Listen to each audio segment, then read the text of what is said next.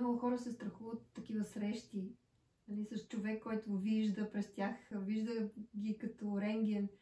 Защо се страхуват? От какво се страхуват? Като дете имах така... Моят страх беше, че хората ги е страх от мен. Исках да ми се радват. Аз бях така... като присъствие и след това не можех да разбера защо се страхуват. Да, говорих истината ми. Там, където съм родена, всички говорят истината. Хората, с които се срещам, повечето говорят истината, защото подобното такова привлича. И всъщност не можех да разбера откъде идва този страх. В някои хора, в други не. Аз съм си аз пак. И с времето разбрах колко погрешно хората го свързваме отново с личното. Никой нищо в теб не се страхува. Той се страхува от това, което ще може да види, бяга от него. Той се страхува от нещата, които той не иска да види при себе си. От Бог, от истината, от любовта се страхува. И затова много хора разпознават и подминават. Нали, ако е много разпознал, той даже ще се опита това да го оплюе, да го отрече. Това е и при много двойки. Разпознаваш човека дълго време, го търсиш, разпознаваш го и ще направиш чудеса от храброст, да го накараш да се разкара по някакъв начин, за да си докажеш, че той не е човек.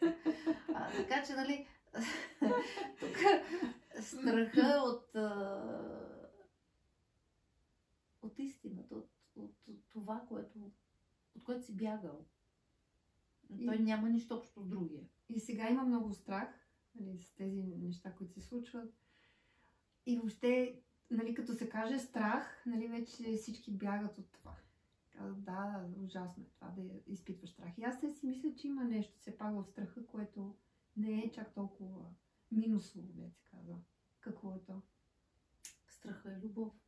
Начин да се предпазиш. Начин да си покажеш на себе си, че има нещо интересно. Нали, златна мина. Страха е златна мина за мен, защото ти нещо се опиташ да избягаш от него. Нещо се опитваш да го скриеш. Какво е то? Нали? Не да влезеш някакви емоционални дисертации или психоанализи, а да се нахъсаш като търсач на себе си, на божественото в себе си, не на духовното като път. А вече на божествената природа, първичната природа на его, на ум, да видиш къде има наноси в теб, къде има оттайки, къде ума събира всичко, защото е баберки, нали, там клюкар събира, каквото види и след това афишира това или нали, идеята за токсичност или идеята за примеси или идеята за всичко, което ще ти направи кух профил. Тоест, какво искам да кажа? Страха, ако си честен със себе си, страха се усеща като много приятно чувство на гаделичкане на добето. Му казах аз като дете, когато тиеш на изпит. Нали, гаделичкане, защото ти знаеш, че там има нещо интересно. И всъщност повече тия социални хакерства, бягства, манипулация един на друг, аз виждам стата от скука.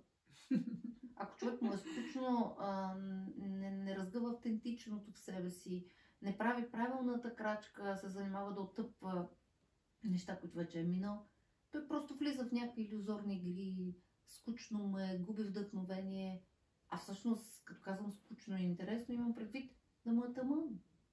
Нали, да водиш разговор с правилния събеседник, който има обмен, а не монолог. Нали, говоря си аз, после, нали, или другия само говори и то слуша и едно, нали, уважение, чудеса, неща. Но го няма обмен. Тръгваш си от тази среща и ти е скучно. Има някъде чек. Аз предадох нататък. Или аз приех. Нали? Същото е и с партньорствата. И обществата, и двойките, които правим. Тоест, когато не ти е скучно, ще бъдеш провокиран. Но ако ти гледаш на този страх с желание да атакуваш, да го изтриеш, да избягаш от реалността, ти изтриваш част от себе си, която се е проявила, за да те накара да играеш, да видиш живота по тъгли, които ти не виждаш. И вече, когато ти избираш, ти си в позиция на профилактика. Когато вече отново отново не си избирал, се налага везните, вселенските да изберат вместо теб. И тогава вече Много мило. става малко по-тегъл. Да. Възстановява се равновесието. Тоест има едно равновесие, което винаги се възстановява, така съществува. Има такива моменти, в които нали, хората искат да променят нещо в ежедневието си, въобще в живота, който водят, и може би този страх нали, спира. И не знам. Така?